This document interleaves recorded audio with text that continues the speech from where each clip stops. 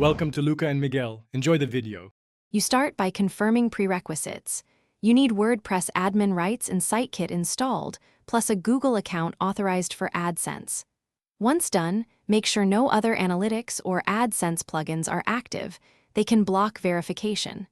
Now go to SiteKit in your WordPress dashboard and click Start Setup. Sign into your Google account when prompted, granting SiteKit permissions so it can connect services and manage Adsense authorization for your site. Next, you'll authorize SiteKit to access Google services. Follow the OAuth prompts, choosing the exact Google account tied to Adsense.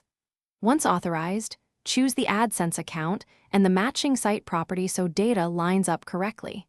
Make sure you permit SiteKit to insert the Adsense code into your pages. This automatic placement prevents manual errors. If you use a custom theme, check that header output isn't stripped. Otherwise, the Adsense script won't load properly. Finish by verifying that SiteKit displays Adsense as connected in its dashboard and that the Adsense code appears in your site source.